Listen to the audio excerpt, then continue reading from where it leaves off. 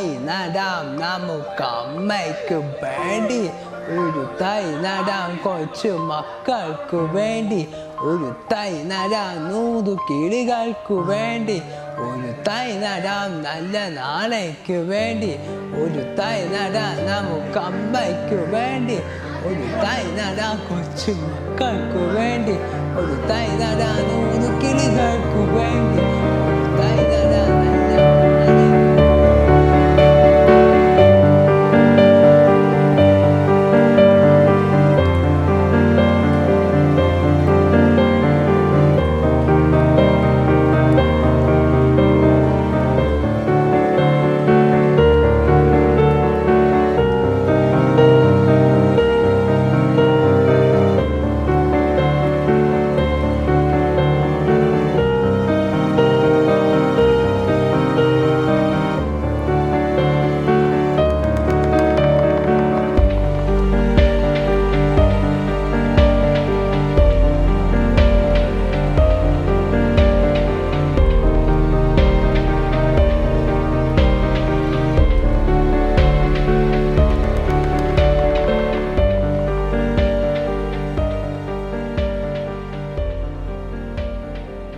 കൂട്ടുകാരോടൊപ്പം നമ്മുടെ ഏറ്റവും അടുത്ത് നിൽക്കുന്ന ഇന്ദ്രണ്ണനും നമ്മളോടൊപ്പം ഇപ്പോൾ ചേർന്നിരിക്കുകയാണ്. ഞങ്ങളുടെ ഈ ഒരു കൊച്ചു കുടുംബത്തിൽ അണ്ണനും കൂടെ വന്നതിൽ ഒരുപാട് സന്തോഷമുണ്ട്. അപ്പോൾ ഇവിടുത്തെ ബുദ്ധിമുട്ട് സാധാരണ കുട്ടികളെ പോലെ പറ്റില്ല, നിങ്ങൾ കണ്ടു കാണും ഇവിടെ. അപ്പോൾ അവരറിയാതെ അവരവിടെ പരിശീലനത്തിന് ചെയ്തതിനെ അതിൽ നിന്ന് ഓരോന്നും ഇങ്ങനെ ഒപ്പിച്ച് നമ്മൾ പറമ്പിൽ നിന്ന് കല്ലും മാങ്ങയൊക്കെ എടുത്ത് കുട്ടികൾ കളിക്കും പോലെ ഞാനും കളിക്കുകയാണ്. അതിൽ നിന്ന് ഒന്നെടുത്ത് ഇതിൽ നിന്നെടുത്ത്. അപ്പോൾ ഇവർക്ക് പാചകവും സൈക്കിൾ റിപ്പയറിങ് അവരുടെ പഠനത്തിൻ്റെ ഭാഗമാണ്. എങ്ങനെയാണ് ഒരു സൈക്കിൾ റിപ്പയർ ചെയ്യുക, പാചകം എങ്ങനെ ചെയ്യുക, അങ്ങനെ ഓരോ തൊഴിൽ പഠിപ്പിക്കുന്നതിൻ്റെ ഭാഗമായിട്ട് ചെയ്യുന്നതാണ്. അപ്പോൾ ഇവിടെ ഇന്നലെ നോക്കിയപ്പോൾ ഒരു കുട്ടി സുഗതകുമാരി ടീച്ചറിൻ്റെ കവിത ചൊല്ലി. അപ്പോൾ അങ്ങനെയൊക്കെ ഇവർ പാടിയ പാട്ടുകൾ ഇവർ ചെയ്യുമ്പോൾ ഇവരുടെ ചില എക്സ്പ്രഷൻസ് അതിനെ നമ്മൾ കൂട്ടിയിണക്കി ഒരു ഷോ, അതിൻ്റെ ആദ്യത്തെ ഭാഗമാണ് ഈ പാചകത്തിൻ്റെ ഇതിൻ്റെ. എന്താണ് നമ്മൾ ശ്രമിക്കുന്നത് അത് ഫലവത്താവട്ടെ, ലക്ഷ്യത്തിലെത്താൻ കഴിയട്ടെ, എല്ലാവർക്കും സുഖം ഉണ്ടാവട്ടെ. ജില്ലയ്ക്ക് എല്ലാവിധ ആശംസകളും നേർന്നുകൊള്ളും. എൻ്റെ കൂട്ടുകാർക്കും കുടുംബാംഗങ്ങൾക്കും എല്ലാവർക്കും നന്ദി. ഒരാൾക്ക് ഒറ്റയ്ക്ക് ഒന്നും ചെയ്യാൻ കഴിയില്ല, പ്രത്യേകിച്ച് ഭിന്നശേഷി മേഖലയിൽ. ആ ഒരു കുറവ് അല്ലെങ്കിൽ ആ ഒരു മാറ്റം പരിഹരിക്കേണ്ടത് സമൂഹം ഒന്നാകെയാണ്. അവിടെയാണ് നമ്മുടെ ജില്ല വ്യത്യസ്തമാകുന്നത്. പരമാവധി സമൂഹത്തിൻ്റെ പിന്തുണയോടുകൂടി എന്താണ് ഒരു കുട്ടിക്ക് അല്ലെങ്കിൽ കുറവ് അല്ലെങ്കിൽ ഒരു ശേഷിയുടെ വ്യത്യാസം, അത് കണ്ടുപിടിച്ച് ആ കുട്ടിയിലുള്ള കഴിവ് എന്താണെന്ന് കണ്ടുപിടിച്ച് പരിപോഷിക്കുന്നതാണ് ഇവിടെ നടക്കുന്നത്. ഒരു ഭിന്നശേഷി കുട്ടിയും അവരുടെ രക്ഷകർത്താവും ഒറ്റയ്ക്കാവാൻ പാടില്ല. അത് നമ്മുടെ സമൂഹത്തിൻ്റെ എല്ലാം കടമയാണ്. അങ്ങനെ അത് പരിഹരിക്കാൻ പറ്റും എന്നുള്ള ഒരു സ്വപ്നമാണ് ജില്ലയ്ക്കുള്ളത്. നമ്മൾ ബ്യൂട്ടി ഇവന്റില് ഞങ്ങളൊരു പാട്ട് പാടാവുക. കനകുയിലേ പാടൂ പാടൂ നീ, കാവുകൾ പൂത്തു താഴ്വരയാകി താഴമ്പൂ ചൂടി, ആഹാ മഴവിൽ കൊടി കാവടി അഴകു വിടത്തിയ മാനത്തെ പൂങ്കാവിൽ തുമ്പിക്കും അവരുടെ പൊന്മക്കൾക്കും തേനുണ്ടോ. മഴവിൽ കൂടി കാവടി അഴകു വിടത്തിയ മാനത്തെ പൂങ്കാവിൽ തുമ്പിക്കും അവരുടെ പൊന്മക്കൾക്കും തേനുണ്ടോ. കദളി പൂങ്കൂവിലെ തേനുണ്ടോ, കാട്ടുപൂക്ക നേരിച്ച തേനുണ്ടോ. കവിതപടുത്തും ഗുരുവി തരുമോ നിങ്കുല താമരപ്പൂന്തേ. മഴവിൽ കൊടി കാവടി അഴകു വിടത്തിയ കാലത്തെ പൂങ്കാവിൽ തുമ്പിക്കും അവനുടെ പൊന്മക്കൾക്കും തേനുണ്ടോ. Thank you so much. ഇവിടെ ജില്ലയിൽ ഓട്ടിസം കുട്ടികളെയാണ് നമ്മൾ പ്രധാനമായും ട്രെയിൻ ചെയ്യാൻ ഉദ്ദേശിക്കുന്നത്. എന്നാൽ നമ്മൾ ഇൻ്റലക്ച്വലി ഡിസേബിൾഡ് ആയ അതായത് ഓട്ടിസം അല്ലാത്ത കുട്ടികൾ, കുറച്ചുകൂടെ കാര്യങ്ങളെ ഗ്രഹിക്കാൻ കഴിവുള്ള കുട്ടികൾ, ബുദ്ധിപരമായി കുറച്ചുകൂടെ കാര്യങ്ങളെ ഗ്രഹിക്കാൻ പറ്റുന്ന കുട്ടികളെയും കൂടെ എടുത്തിട്ടുണ്ട്. അപ്പോൾ അവർക്കാണ് നമ്മളിപ്പോൾ ട്രെയിനിങ് കൊടുത്തുകൊണ്ട് 1-2 ഓട്ടിസം കുട്ടികളും അല്ലാത്തവരെയും കൂടെ ചേർത്താണ് ട്രെയിനിങ് കൊടുത്തുകൊണ്ടിരിക്കുന്നത്. അപ്പോൾ ഇവർക്ക് ചെയ്യാൻ പറ്റുന്ന നമ്മൾ ട്രെയിനിങ് കൊടുക്കുമ്പോൾ ഇവർ ഏതുവരെ പോകും എന്ന് നോക്കിയിട്ട്, അങ്ങനെയുള്ള ഓരോ കുട്ടികൾക്ക് ഓരോ കഴിവായിരിക്കും. ചില കുട്ടികൾ നൃത്തം ചെയ്യും, ചിലവർ പാട്ട് പാടും. പിന്നെ ഇവരുടെ ട്രെയിനിങ്ങിൻ്റെ ഭാഗമായിട്ട് ഇവരെ ഓരോന്നും ചെയ്യുമ്പോൾ ഇവരുടെ കഴിവുകളെ നോക്കും. ഇപ്പോൾ ഒന്ന് നമ്മൾ ഉദ്ദേശിക്കുന്നത് ഇവരെ പാചകം ചെയ്യുന്നത് പഠിപ്പിക്കുന്നുണ്ട്. എല്ലായിടത്തും ഇവർക്ക് പാചകം ചെയ്യാൻ പഠിപ്പിക്കുന്നുണ്ട്. പിന്നെ കാറിൻ്റെ റിപ്പയറിങ്, സൈക്കിൾ റിപ്പയറിങ്, ഇതൊക്കെ പഠിക്കുന്നുണ്ട്. അപ്പോൾ അത് ഇവരെ ഇവിടെ ട്രെയിൻ ചെയ്യിക്കുന്നത് കൊണ്ട് തന്നെ അതിനെ എങ്ങനെ അരങ്ങിലേക്ക് ഇതിനെ ഉപയോഗിക്കാം. അതിനോടൊപ്പം തന്നെ ഈ അമ്മമാർ, ഈ കുഞ്ഞുങ്ങളെ വളർത്തുന്ന അമ്മമാരാണ് ഏറെ ബുദ്ധിമുട്ടുന്നത്. കുട്ടികളുടെ അച്ഛനോ മറ്റോ അല്ല. ഈ കുഞ്ഞ് പ്രസവിച്ച് കഴിഞ്ഞ് ഈ കുട്ടിയുടെ ബുദ്ധിമുട്ടെല്ലാം ഏറെ അനുഭവിക്കുന്നത് അമ്മമാരാണ്. പലപ്പോഴും ഭർത്താക്കന്മാർ ഉപേക്ഷിച്ച് പോയ കേസുകളാണ് പലരും. പാവപ്പെട്ട കുടുംബങ്ങളിൽ ഇത് വളരെ ഭീകരമാണ്. അതൊരു ഭാഗ്യം കൊണ്ട് ചിലവരെ ഭർത്താക്കന്മാർ കുട്ടികളെ നോക്കാറുണ്ട്. അല്ലെങ്കിൽ മറ്റു കുട്ടികൾ, ഈ ഓട്ടിസം ബാധിച്ച അല്ലെങ്കിൽ ഈ കുട്ടികളെ നോക്കാൻ മറ്റ് സഹോദരിമാരെ പോലും ചിലപ്പോൾ കിട്ടാറില്ല. അവരവരുടേതായ പ്രശ്നം. അത്രയും വളരെ എന്താ പറയുക, നമ്മൾക്ക് സങ്കല്പിക്കാവുന്നതിന് അപ്പുറമാണ് ഈ അമ്മമാരുടെ ബുദ്ധിമുട്ട്.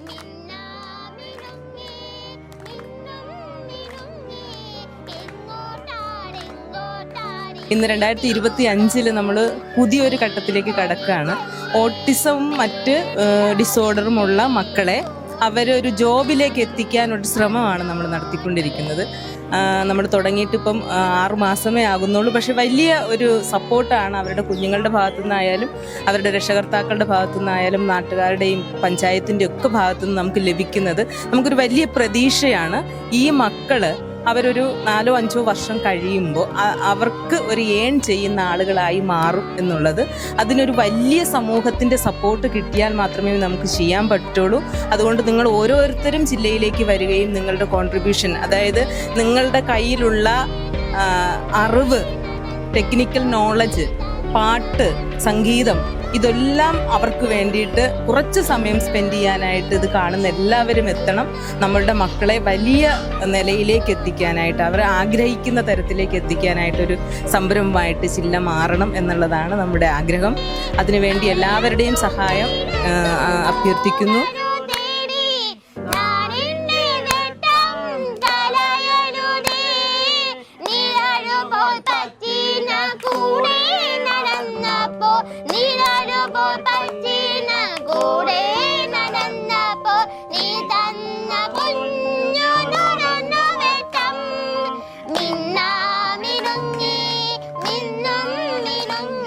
ഓട്ടിസം പോലുള്ള അവസ്ഥകളുള്ള അവരെ ഇവിടെ പാർപ്പിക്കാൻ പറ്റില്ല. പ്രത്യേകിച്ച് മാതാപിതാക്കളുടെ അടിയന്തരമായ ആവശ്യം ഏതു നിമിഷവും അവർക്കുണ്ട് എന്നുള്ളത് കൊണ്ട് തന്നെ ഇവിടെ പാർപ്പിക്കുന്നില്ല. എൻ്റെ 2ാമത്തെ മോനും ഓട്ടിസമാണ്. അപ്പോൾ തീർച്ചയായും എപ്പോഴും ഞങ്ങളുടെ ശ്രദ്ധ ആവശ്യമാണ്.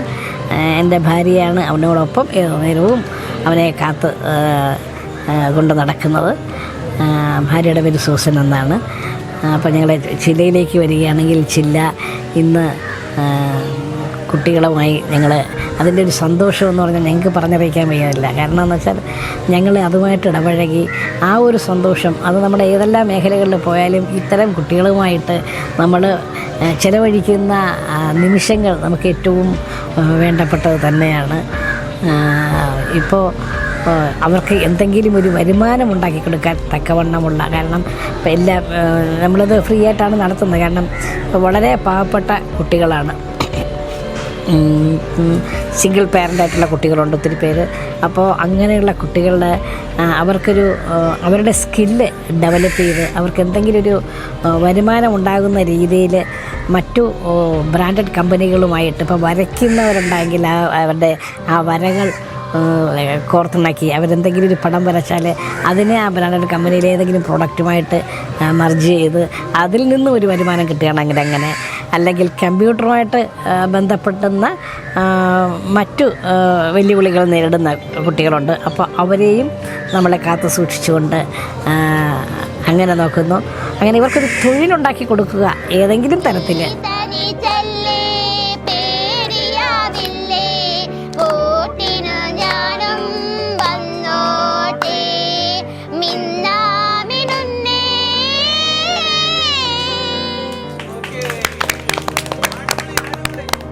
എൻ്റെ പേര് അനീജ മെരി ജോസഫ്. ഞാൻ ഇടുക്കിയിലെ മുണ്ടക്കയം ബേസ്ഡ് ആയിട്ടുള്ള ഒരാളാണ്. ഞാൻ ഇവാനിയോസിൽ ഡിഗ്രി ചെയ്യുമായിരുന്നു. അതിനുശേഷം ഒരു വർഷം കോർപ്പറേറ്റിൽ വർക്ക് ചെയ്തു.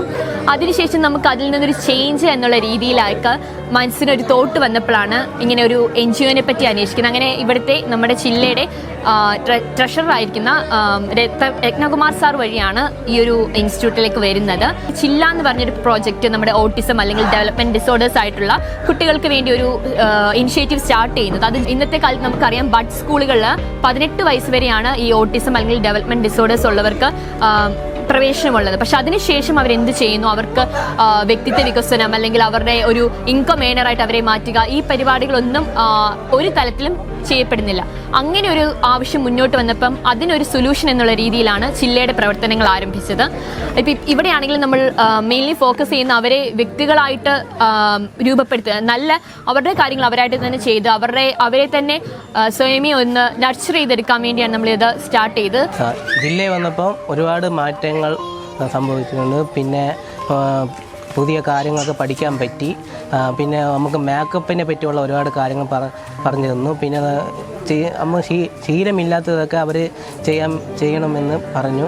പിന്നെ എല്ലാവരായിട്ട് നല്ല ഒരു കളിയും ചിരിയൊക്കെ പറഞ്ഞ് അങ്ങനെ നല്ല രസത്തിലൊക്കെ പോയി. പിന്നെ നമുക്ക് ഈ ജോലി ബന്ധപ്പെട്ടുള്ള കാര്യങ്ങളൊക്കെ പറഞ്ഞു തന്നു. നമ്മൾ ഒരു ഓഫീസിൽ ചെല്ലുമ്പോൾ എങ്ങനെ നമ്മൾ പെരുമാറുന്ന അവിടെയുള്ള ആൾക്കാരായിട്ട് എങ്ങനെ പെരുമാറുന്നൊക്കെ പഠിപ്പിച്ചു തന്നു.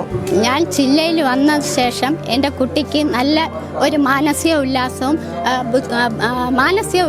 അവൻ്റെ സന്തോഷവും എല്ലാം ഇരട്ടിയാണ്. അക്രമ സ്വഭാവമൊക്കെ ഉള്ളവരാണെങ്കിൽ പോലും ഇങ്ങനത്തെ ക്യാമ്പുകളിൽ പങ്കെടുക്കുമ്പോൾ അവർക്ക് മാനസിക ഉല്ലാസം കൊണ്ട് അവർ ശാന്തശീലരും ഉത്സാഹഭരിതരും മറ്റു കുട്ടികളോടൊപ്പം ഒരുമിച്ച് പെട്ടെന്ന് കൂട്ടാവുകയും കളിച്ച് ചിരിച്ച് അവരുടേതായ ഒരു സന്തോഷം കണ്ടെത്തുകയും ചെയ്യുന്നുണ്ട്. അതിന് ജില്ലയിൽ വന്നപ്പം എനിക്ക് എൻ്റെ ഒരു സ്വന്തം കുടുംബത്തിൽ വന്ന ഒരു പ്രതീതിയാണ്.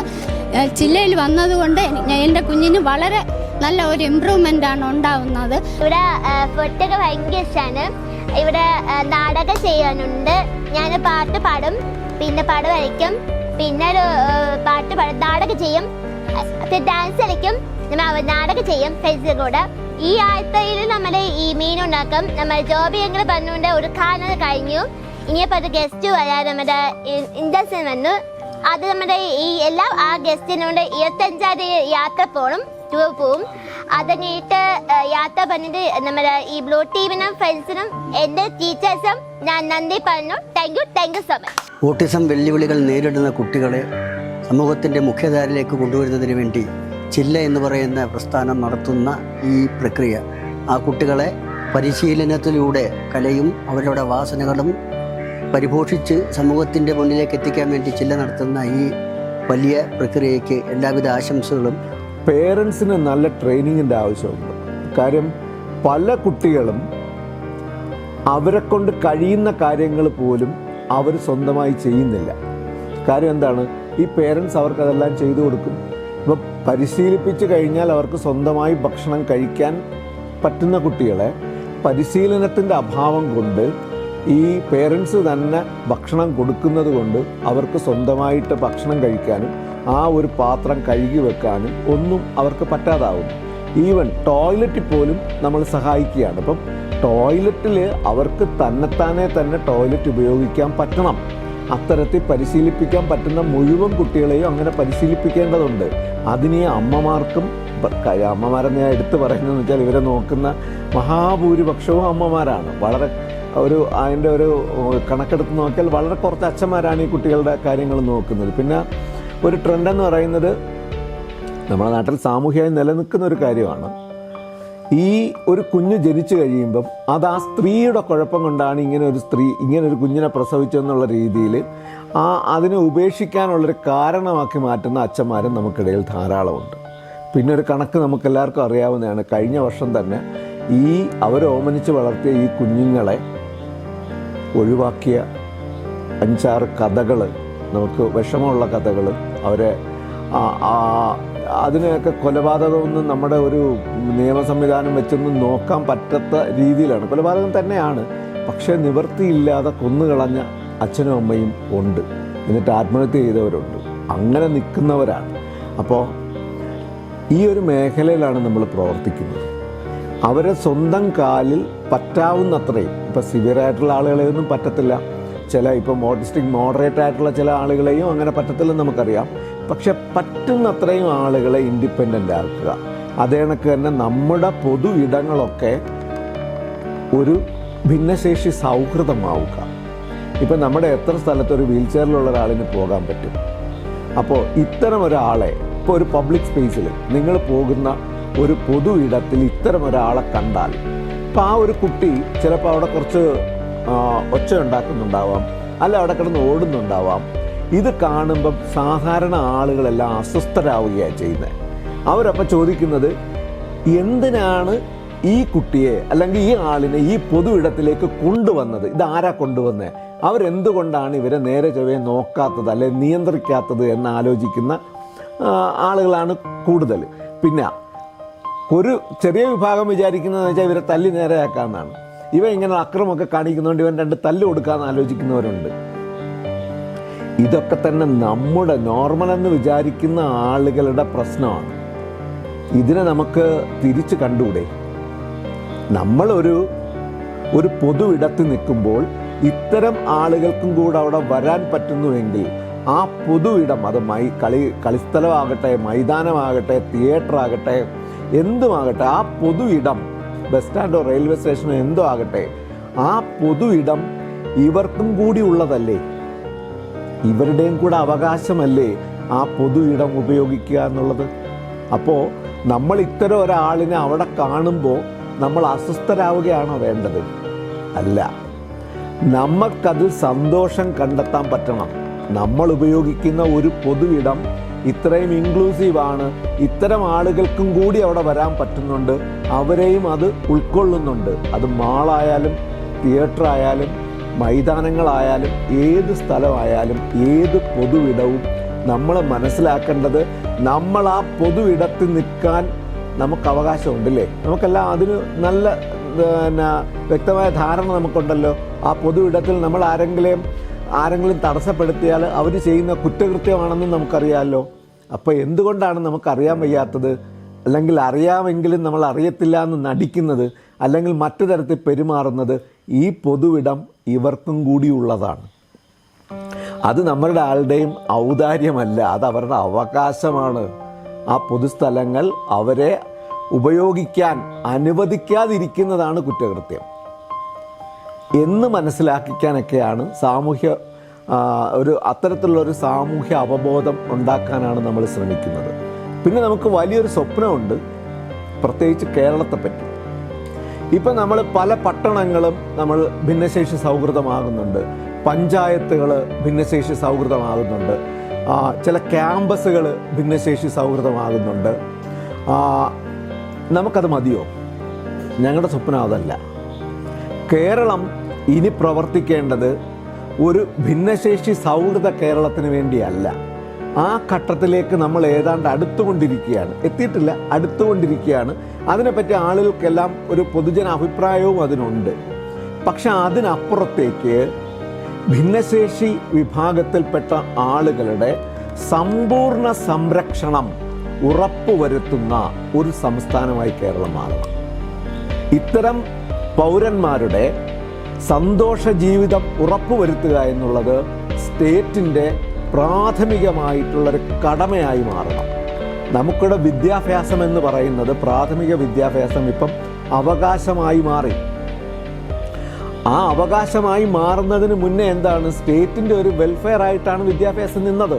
പക്ഷേ ഇന്ന് ഏതെങ്കിലും ഒരു കുഞ്ഞിന് പ്രാഥമിക വിദ്യാഭ്യാസം കിട്ടുന്നില്ലെങ്കിൽ നമുക്ക് കോടതിയിൽ പോകാൻ പറ്റും. കോടതിയിൽ പോയാൽ സ്റ്റേറ്റ് അതിന് മറുപടി പറയണം. ആ കുട്ടിക്ക് പ്രാഥമിക വിദ്യാഭ്യാസം കിട്ടുക എന്നുള്ളത് സ്റ്റേറ്റിൻ്റെ ചുമതലയാണ് ഉറപ്പുവരുത്തുക എന്നുള്ളത്. അതുപോലെ ഭിന്നശേഷി വിഭാഗത്തിൽ ഒരാൾ ജനിച്ചാൽ ആ ആൾ ജനിച്ച് ജീവിച്ച് മരിച്ചു പോകുന്നത് വരെ അന്തസ്സോടെ സന്തോഷത്തോടെ ജീവിക്കാൻ പറ്റുന്ന ഒരു കേരളം, അത് ഉറപ്പുവരുത്തുക എന്നുള്ളത് സ്റ്റേറ്റിൻ്റെ കടമയാണ്. അടുത്ത തലമുറ അത് ചെയ്യും, അല്ലെങ്കിൽ അതിനടുത്ത തലമുറ അത് ചെയ്യും. എന്തുകൊണ്ട് നമുക്കത് ചെയ്തുകൂടാ? നമ്മളൊക്കെ ജീവിച്ചിരിക്കുമ്പോൾ അങ്ങനെ ഒരു കേരളം ഉണ്ടാകണ്ടേ? അങ്ങനെ നമ്മുടെ മനോഭാവം മാറണ്ടേ? അതാണ് നമ്മുടെ ഒരു സ്വപ്നം. ഭിന്നശേഷി വിഭാഗങ്ങൾക്ക് 100% സംരക്ഷണം കൊടുക്കുന്ന ഒരു സംസ്ഥാനം. അതൊരു സർക്കാർ എന്നുള്ള രീതിയിൽ നടപ്പാക്കുന്നതിന് ശരിക്കും പറഞ്ഞാൽ സർക്കാരിൻ്റെ പണം തന്നെ അധികം വേണ്ട. ഇപ്പം നിങ്ങളുടെ പഞ്ചായത്തിൽ അല്ലെങ്കിൽ നിങ്ങളുടെ കോർപ്പറേഷൻ വാർഡിൽ ഇത്തരം ആളുകളെ സംരക്ഷിക്കുന്ന ഒരു സ്ഥാപനം നന്നായി നടത്താൻ പറ്റിയാൽ, അതിനൊരു സംവിധാനം ഉണ്ടായാൽ ആളുകൾ തന്നെ കോൺട്രിബ്യൂട്ട് ചെയ്യും. നമ്മുടെ കമ്പനികളുടെയൊക്കെ CSR ഫണ്ട് ഇതിന് ഉപയോഗിക്കാൻ പറ്റും.